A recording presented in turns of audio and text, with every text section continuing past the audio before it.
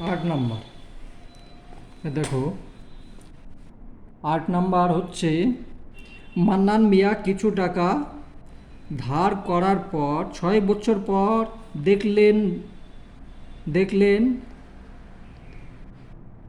দেখলেন দেই কিছু ভুল লিখেছে এখানে, দেখলেন দেই সরল সুদের পরিমাণ আসলের 8/3 হয়ে গেছে। বার্ষিক শতকরা সরল সুদের হার কত? দেখলেন যে বেশ, তাহলে এখানে সিধা লিখবে ধরি, এখানে কত টাকা ধার নিয়েছিল সেটা তো বলা নেই, কত টাকা ধার নিয়েছিল সেটা বলা নেই, তাহলে এখানে লিখবে ধরি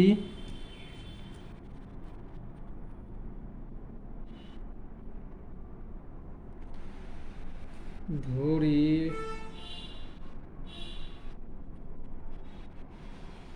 মান্নান মিয়া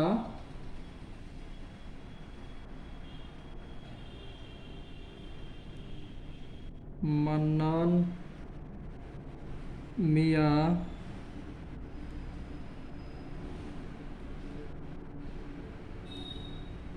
ধরি মান্নান মিয়া 1 টাকা ধার নিয়েছিলেন।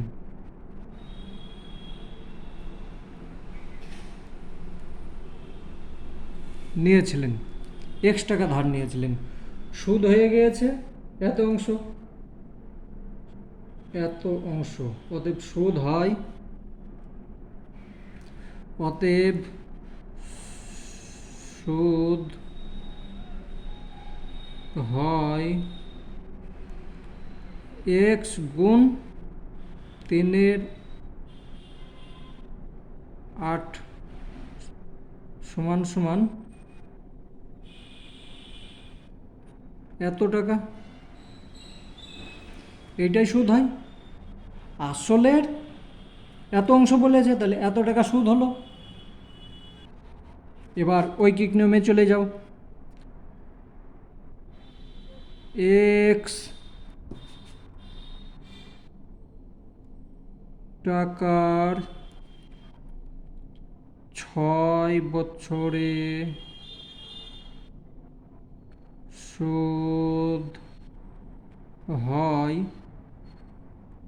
এই টাকাটা x টাকা 6 বছরে সুদ হচ্ছে এই টাকাটা 3x/8।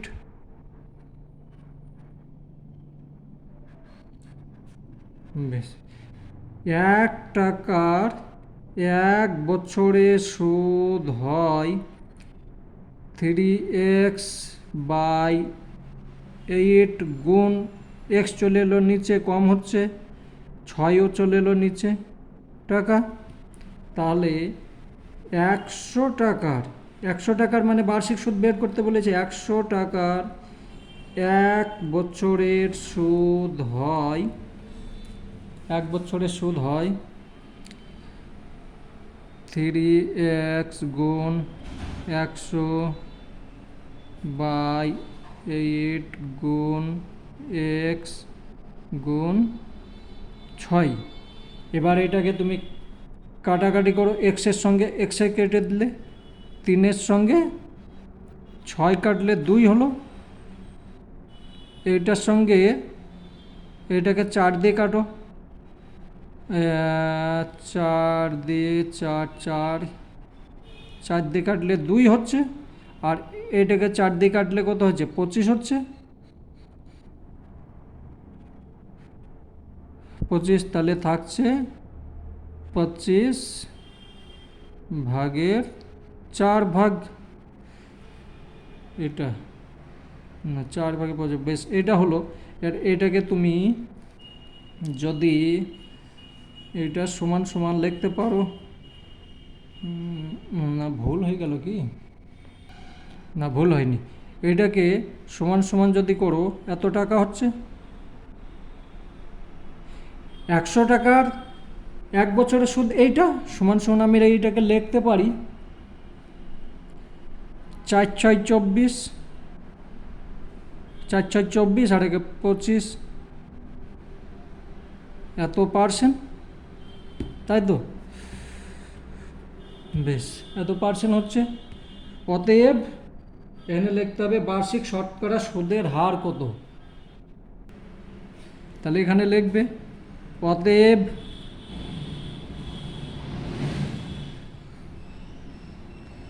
বার্ষিক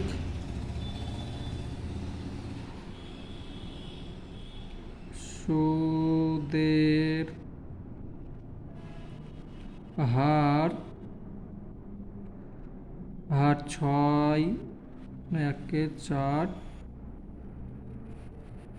টাকা। কত সহজে হয়ে গেল অঙ্ক। বেশ, কোনো অসুবিধা হলে আমাকে কমেন্ট করবে, আবার বুঝিয়ে দেবো। 9 নম্বর সহজ অঙ্ক, তবু আমি করে দিচ্ছি। একটি কৃষি সমবায় সমিতি তার সদস্যদের বার্ষিক 4% সরল সুদের হারে কৃষি ঋণ দেয়, কিন্তু ব্যাংক থেকে টাকা ধার করলে বার্ষিক 7.4% হারে সরল সুদ দিতে হয়।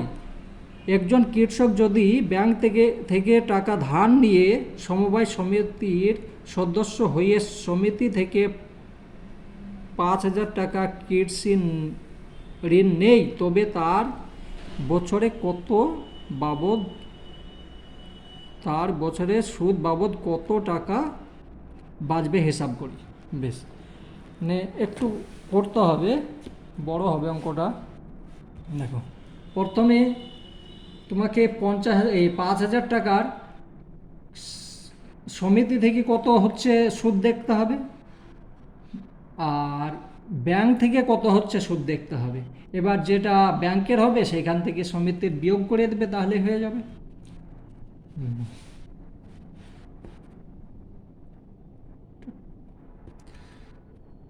টাকা হবে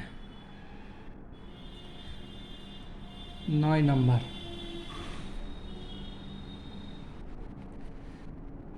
ব্যাংকের ক্ষেত্রে প্রথমে ব্যাংকের ক্ষেত্রে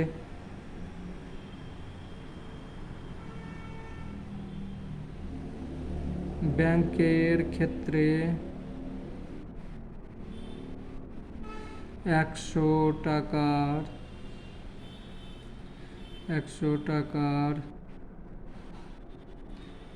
1 বছরের সুদ হয়, ব্যাংকের ক্ষেত্রে হচ্ছে 7.4 টাকা।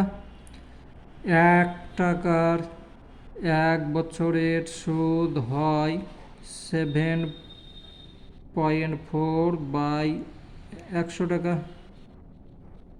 তাহলে 5,000 টাকার 5,000 টাকার 1 বছরের সুদ হয় 7.4, এখানে দশমিক তুলে দিলাম, গুণ 100 গুণ 5,000। 3টে শূন্য কেটে দিলাম, তাহলে এটার সঙ্গে এটা গুণ করলে হচ্ছে 4 5 20, 5 7 35, 36 37, 370 টাকা। 4 5 20, 5 7 35, 37, ঠিক আছে। আর এখানে এবার কি বলেছে, সমবায় কৃষি সমিতির ক্ষেত্রে সমবায় সমিতির ক্ষেত্রে সমবায়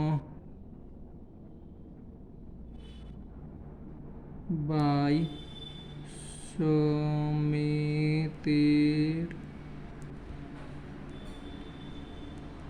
ক্ষেত্রে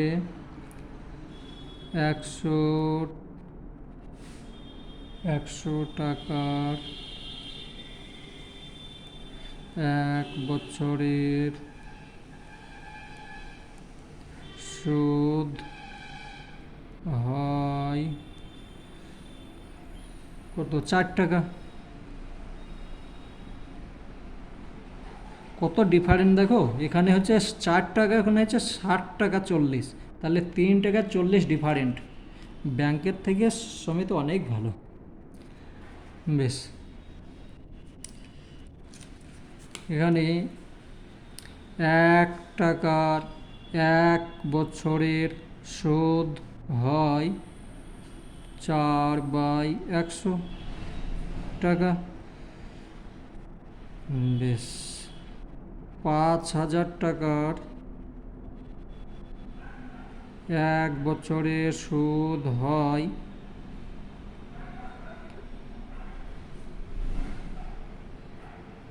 100, 2 শূন্য, তাহলে এখানে 4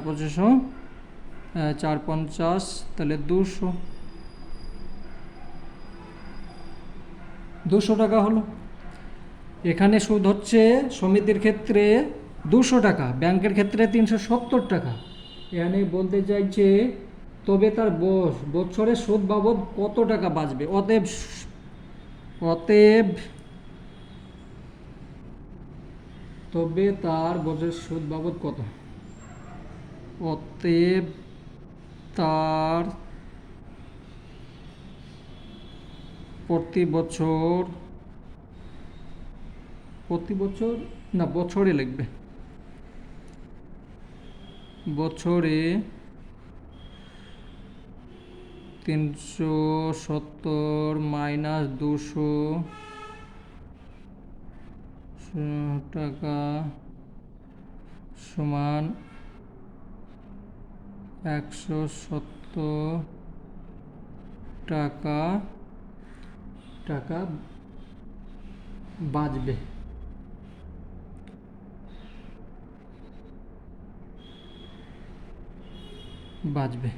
উত্তর হয়ে গেল। বেশ, 10 নম্বর, যদি 292 টাকার একদিনের সুদ 5 পয়সা হয় তবে বার্ষিক শতকরা সরল সুদের হার হিসাব করে লিখি। আমাকে সুদের পরিমাণ বের করতে হবে।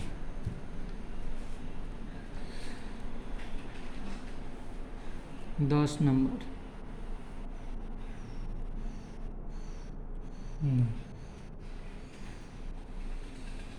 দুশো 292 টাকার একদিনের সুদ হয় এত টাকা। 292 টাকার একদিনের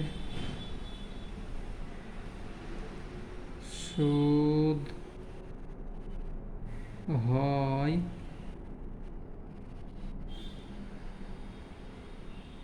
কত বলেছে, 5 পয়সা, সমান 0.5, আমি টাকা করে নিলাম, ঠিক আছে,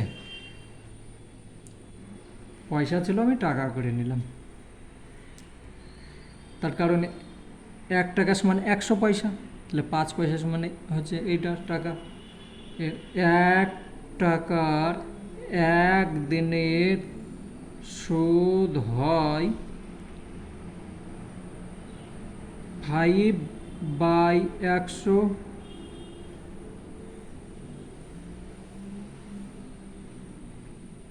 292,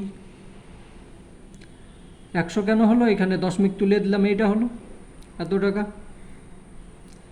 বেশ, তাহলে 100 টাকার 365 দিনের সুদ কত, একদিনের বের করলে হবে না তো, এখানে 365 দিনে বার্ষিক বলেছে, হলে শতকরা, হ্যাঁ বার্ষিক, তাহলে 5 গুণ 100 গুণ 365 বাই 100 গুণ 292, 100 সঙ্গে 100 কাটো, এটার সঙ্গে এটা কত যাবে,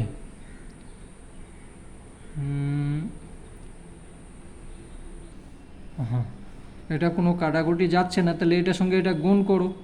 গুণ করলে হচ্ছে 5 5 25, 5 5 25, 5 6 30, 2 32, 3 5 15, 16 17 18, 292, তাই তো? 365 গুণ 5, 1825। এইটার সঙ্গে এটা ভাগ করো এবার, এত টাকা। এটা ভাগ করো, তাহলে এইখানে ভাগটা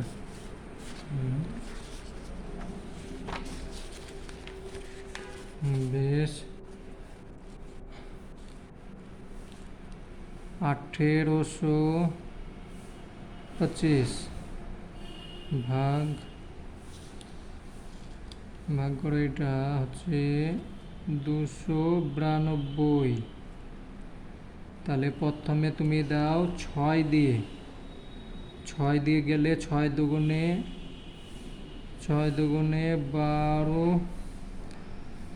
আর 6 9 54, 1 55, 6 দুগুণে 12, 6 9 54, 1 55, 6 দুগুণে 12, আর 5 12 আর 5 17, বিয়োগ করো 3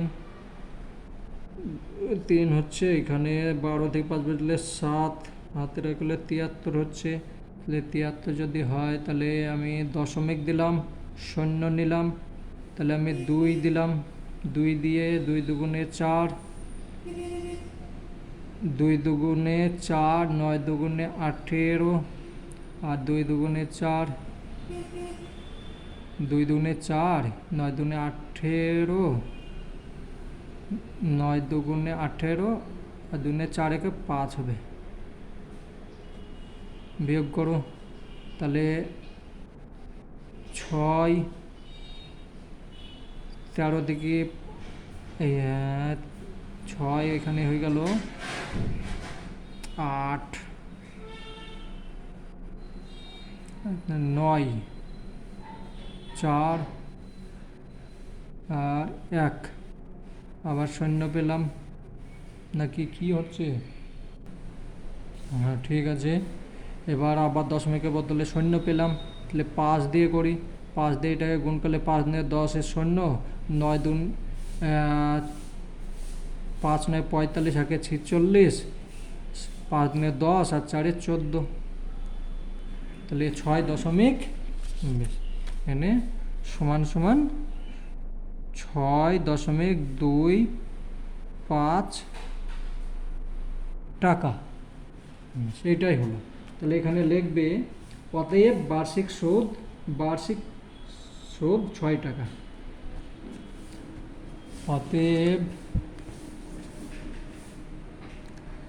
অতএব বার্ষিক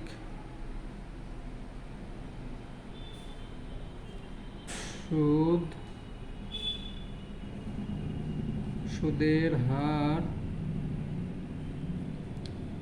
6.25 টাকা হয়ে গেল।